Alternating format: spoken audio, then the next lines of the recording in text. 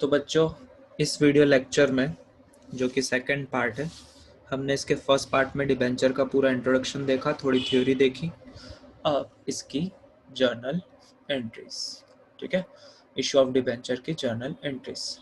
Debenture में be issued at, इन 3 तरीके से डिबेंचर इशू किए जा सकते हैं। For cash, for consideration other than cash, for collateral security. ठीक है, क्या मतलब है इसका? पैसों में आप डिबेंचर इशू करोगे तो उसका मतलब है फॉर कैश। एट पार मतलब 10 का डिबेंचर 10 में ही इशू किया आपने, तो ये एट पार हो गया, जैसे कि हमने शेयर्स में पढ़ा था। एट प्रीमियम 10 का शेयर आपने 10 का डिबेंचर आपने 11 में इशू किया, तो ये एट प्रीमियम हो गया, 1 रुपये का प्रीमियम। शेयर डिस्काउंट पे इशू नहीं होते थे, पर डिबेंचर को अच्छी खासी फ्रीडम है, ये डिस्काउंट पे इशू कर सकते हो। तो अगर 10 का डिबेंचर 9 में इशू किया तो ये हो गया आपका डिस्काउंट। फिर आज के लेक्चर में हम यही पढ़ेंगे, इन दोनों का बस मैं आपको इंट्रोडक्शन दे रहा हूँ। For consideration other than cash का क्या मतलब हुआ? जब आप कभी बिजनेस परचेस करते हो तो उसके बदले में डिबेंचर दे दिए, कोई एसेट परचेस करते हो तो उसके बदले में डिबेंचर दे दिए, कोई आपने एक्सपेंसेस किए उसके बदले में पैसे नहीं देके डिबेंचर दे दिए।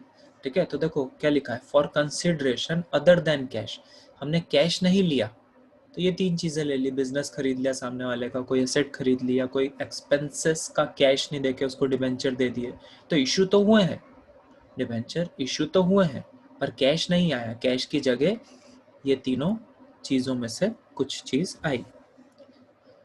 फिर last collateral security. Collateral security means आप कभी कभी डिबेंचर्स को ऐसे गिरवी जैसे भी रख देते हो बैंक के पास। सपोज आपने बैंक से लोन लिया, ठीक, तो आप क्या कर देते हो, डिबेंचर सर्टिफिकेट गिरवी रख देते हो कि अगर हम ये लोन रीपे नहीं कर पाए तो हम अपने डिबेंचर सर्टिफिकेट आपके पास गिरवी रखते हैं, क्योंकि डिबेंचर बहुत प्राइमरी लाइबिलिटी होती है कंपनी की। तो अगर कंपनी भाग पे गई ना तो उसकी सारी असेट वसेट बेच के सबसे पहले उसी का, डिबेंचर वालों का ही रिपेमेंट किया जाएगा। ठीक है, तो एक तरीके की श्योरिटी के लिए, for surety of repayment of loan. ठीक है, तो एक ही जर्नल एंट्री होती है, एक ही जर्नल एंट्री होती है, इसमें कुछ खास नहीं है, पर 1 मार्क में पूछा जा सकता है। ये अराउंड 3 मार्क में पूछा जा सकता है। ठीक है, और ये अराउंड 4 मार्क। ठीक है, तो आज हम कौन सा पार्ट पढ़ने वाले हैं पूरा का पूरा? फॉर कैश का।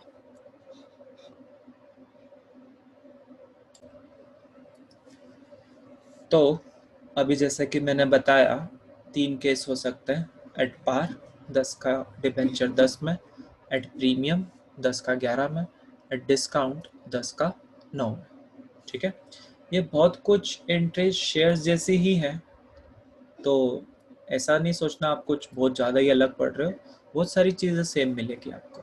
ठीक है, वही आपको application, allotment, first call, second call, वो सब चीज़ें आपको वैसी की वैसी मिलने वाली है। ठीक है, और उन्हीं की due received, due received, due received, वो सब चीज़ें भी सेम मिलने वाली है। वैसा ही प्रीमियम दिखने वाला है आपको, क्रेडिट है, इनकम है, तो ठीक है, बहुत कुछ सेम, पर बस शेयर्स की जगह बार बार डिबेंचर वर्ड यूज होगा। ठीक, तो आप शेयर्स पढ़ने के बाद ही ये चैप्टर देखें। अगर आपने शेयर नहीं पढ़ा है तो डायरेक्ट डिबेंचर पे जंप मत करिएगा। तो स्टार्ट करते हैं। पहली एंट्री रिसीव की होगी। किस बात का रिसीव? एप्लीकेशन मनी रिसीव का। ठीक है, तो बैंक अकाउंट डेबिट टू, वहां पे लिखते थे शेयर एप्लीकेशन, अब यहाँ पे लिखोगे आप डिबेंचर एप्लीकेशन। अमाउंट वैसे ही शेयर जैसे ही मल्टीप्लाई करके। ठीक है, आप कितने डिबेंचर इशू कर रहे हो, एप्लीकेशन मनी कितनी है, बस उससे मल्टीप्लाई करके। बहुत ही आसान। मैं फिर से बोल रहा हूँ, अगर आपने शेयर चैप्टर कंप्लीट नहीं किया है तो डिबेंचर मत देखिएगा, क्योंकि यहाँ पे मैं शेयर्स की चीज़ों का बेस बनाते हुए, उनके क्वेश्चन कराते हुए फिर यहाँ पे लाया हूँ। तो यहाँ पे थोड़ा सा फास्ट चलूँगा मैं, अगर आपको वो चीज़ें नहीं पता है तो पहले वो देखिए। तो पहली एंट्री रिसीव, सेकंड एंट्री फिर ड्यू की आ जाती है, word debenture application to percent debenture. ये कुछ एक नई चीज बोल रहा हूँ मैं, परसेंट डिबेंचर।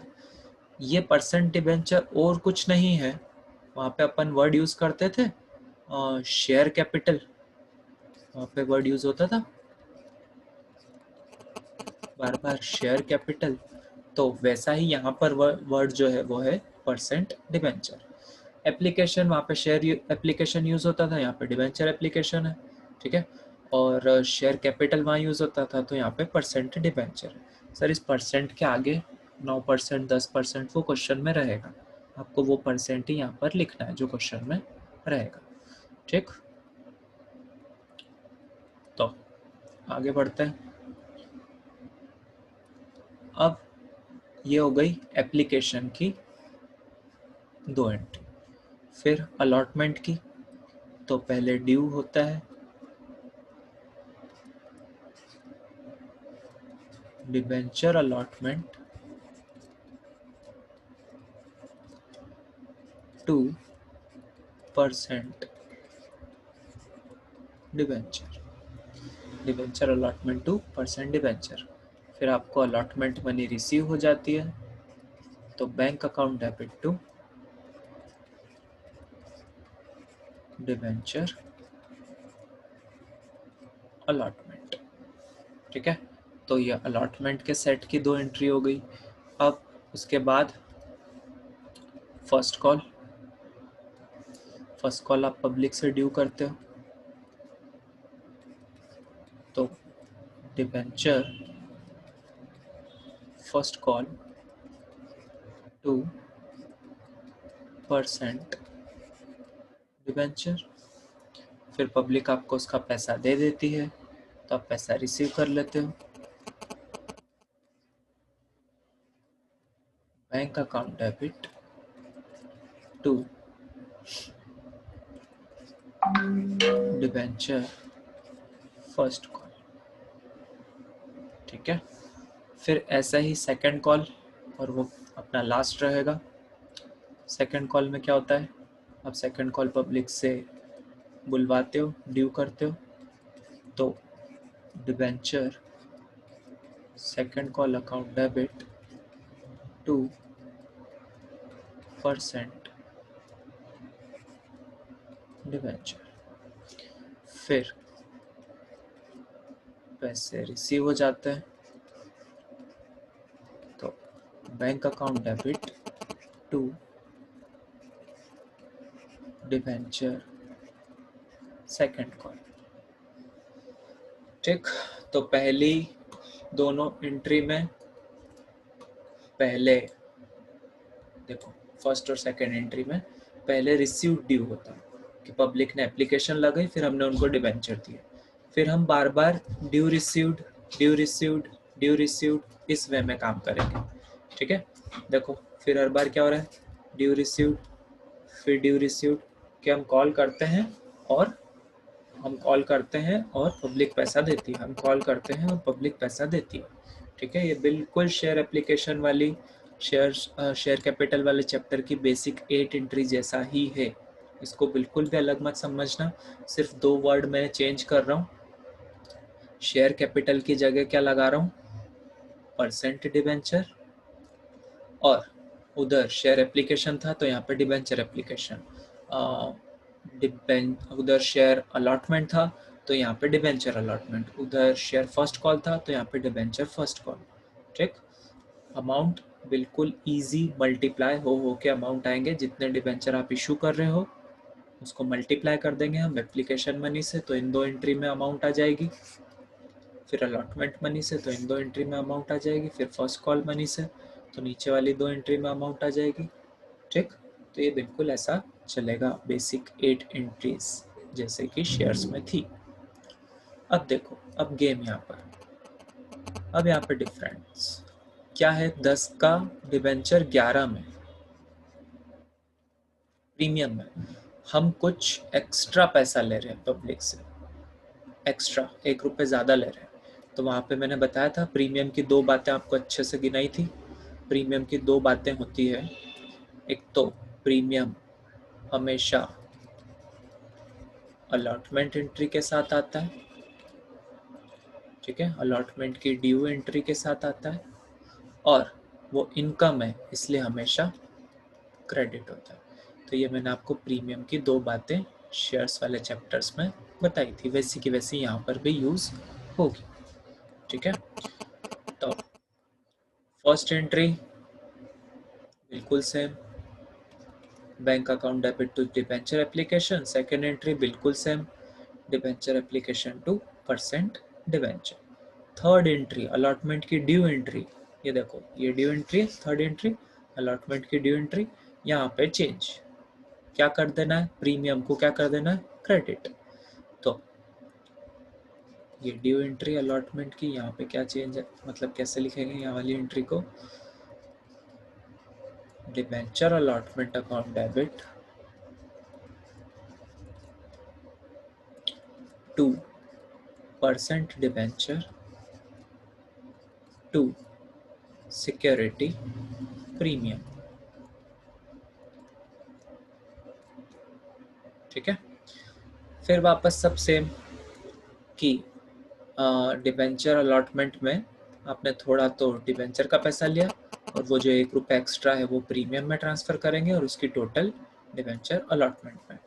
फिर वही received entry bank account debit to debenture allotment. फिर वापस फर्स्ट कॉल की भी वही सब same, debenture first call to percent debenture, bank account debit to debenture first call. Second call की भी वही पूरी सेम।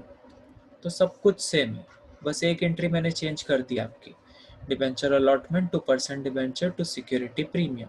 वो जो आपने ₹1 एक्स्ट्रा ले रहे हो ना, वो ₹1 का जो प्रीमियम एक्स्ट्रा ले रहे हो ना, ठीक है, तो वो वाला अमाउंट जितने भी आप डिबेंचर इशू कर रहे हो उससे मल्टीप्लाई होके यहाँ पर आएगा। ये सब आपको बहुत अच्छे से पता है, शेयर्स में अपन कर चुके हैं, तो मैं इसको थोड़ा फास्ट रखना चाहता हूँ। फिर डिस्काउंट, डिस्काउंट वाले केस में, डिस्काउंट वाले केस की दो बातें सुनो। ये हमने उधर नहीं पढ़ा है क्योंकि शेयर डिस्काउंट पे इशू होते ही नहीं थे, पर हमने 11th में एक चीज़ तो पढ़ी है, डिस्काउंट देना हमारा एक्सपेंसेस है, एक्सपेंसेस सारे क्या होते हैं, डेबिट, और इसका भी प्लेस वही है, अलॉटमेंट की ड्यू एंट्री के साथ ही आएगा और ये क्या होगा, डेबिट, ठीक है। तो देखो इसकी एंट्री कैसी दिखेगी, first entry same, second entry भी सेम, थर्ड एंट्री में यहाँ पर change, debenture allotment account debit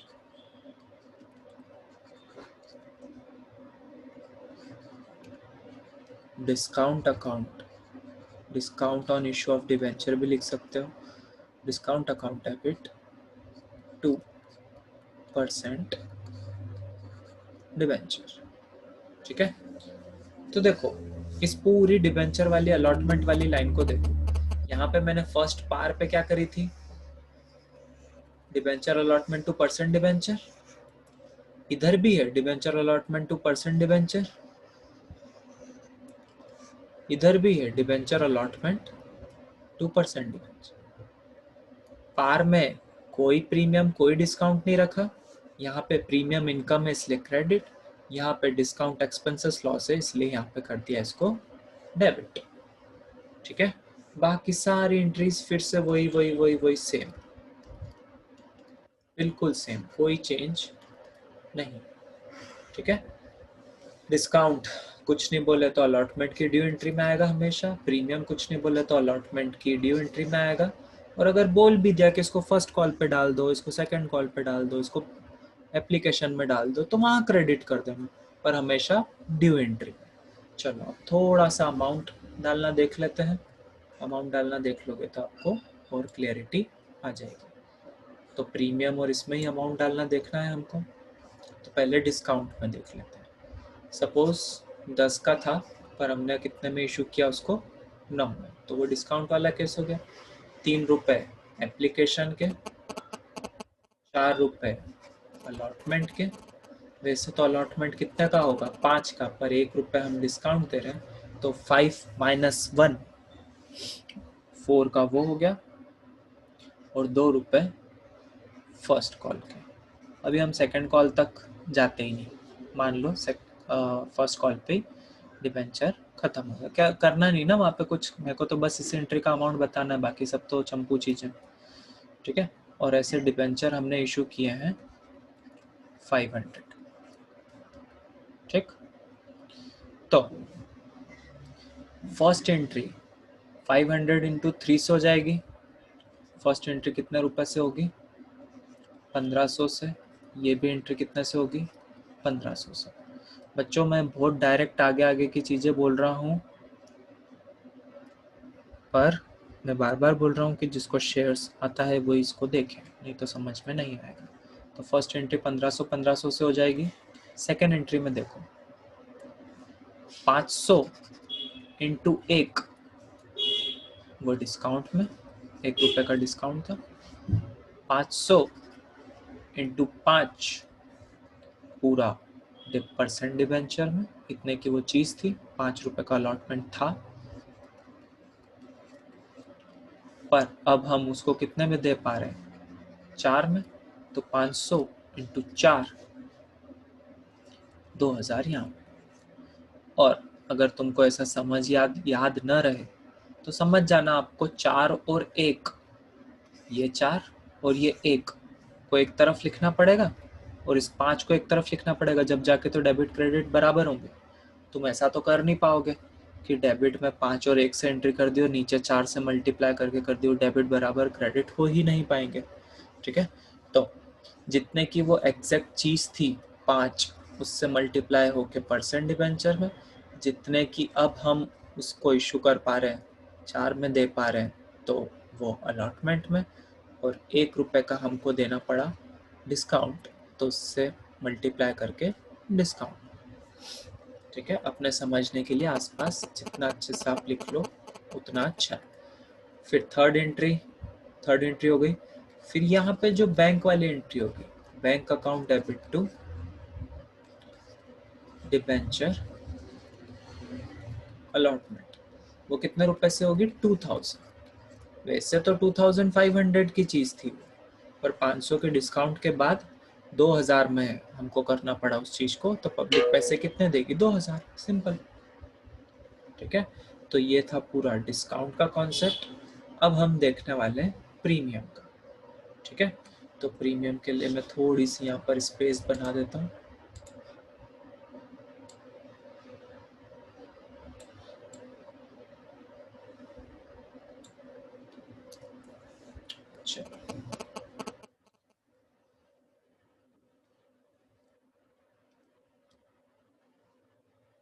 अब प्रीमियम का देखो, वही 11 का मुझे करना है ना। तो 3 रुपए एप्लीकेशन के, 6 रुपए अलॉटमेंट के। वैसे तो अलॉटमेंट 5 का होगा प्लस 1, क्योंकि मैं प्रीमियम कुछ ज़्यादा अमाउंट ले रहा हूँ, ठीक है। हमारी गुडविल के हम ज़्यादा पैसे ले रहे हैं। फिर 2 रुपए का फर्स्ट कॉल, सेकंड कॉल तक जाने की ज़रूरत नहीं, बार बार वो चीज़ें रिपीट होती हैं। और ऐसे कितने डिबेंचर्स इशू किए, 1000, ठीक। तो फर्स्ट एंट्री कितने रुपए से हो जाएगी, 1000 इंटू 3, तो फर्स्ट एंट्री हो जाएगी 3000। सेकेंड एंट्री बहुत आसान, 1000 इंटू 1। सबसे पहले तो इजी वाला फिगर भर दिया करो, प्रीमियम 1000 का है ना, नहीं सॉरी 1 रुपये का है ना, और ऐसे 1000 डिबेंचर इशू किए, तो 1000 इंटू 1 1000। फिर वो चीज़ कितने की थी, डिबेंचर कितने के थे, वो 5 के। अलॉटमेंट मनी कितने की थी, वो एग्जैक्टली 5 की। तो 1000 इंटू 5 5000। और टोटल मिला के अब अलॉटमेंट का मनी कितना हो गया, 6 रुपये। तो 1000 इंटू 6, ठीक है। इससे मल्टीप्लाई होके यहाँ 5 से मल्टीप्लाई होके यहाँ और 1 से मल्टीप्लाई होके यहाँ। ठीक है, तो यह हुआ आपका प्रीमियम के केस में डिबेंचर का इशू करना। अब फिर जब आप पब्लिक से पैसे लेते हो तो पब्लिक अब आपको 5 नहीं देगी, विथ प्रीमियम कितने देगी? 6। Bank account debit to debenture allotment, entry तो वही होगी जैसे पार में होती थी, पर बस अब यहाँ पे आपको पैसे कितने मिलेंगे? 6। 5 की तो वो चीज़ थी और हमने 1000 ज़्यादा में दे रहे हैं, तो आपको यहाँ पे अमाउंट रिसीव होगा 6000। बाकी सब कुछ चीज़ें सेम टू सेम। सर हम गलती कर दें तो? अगर गलती कैसे करोगे? 5 और 1 बराबर 6 होते हैं, तो 6 तुमको एक साइड में लिखना है और 5 और 1 को मिलाकर एक साइड में लिखना है, नहीं तो डेबिट क्रेडिट बराबर होंगे ही नहीं। तो तुम 6 और 1 को डेबिट में नहीं कर सकते, 6 और 1 को क्रेडिट में नहीं कर सकते, 6 से तो कुछ कॉम्बिनेशन बना ही नहीं सकते ना। 5 और 1 ये हुए 6, तो ये एक साइड में आए और 6 अकेला इक्वल करने के लिए एक साइड में आए। ठीक है, तो ये था अपना issue of debenture at par, at premium, at discount, complete.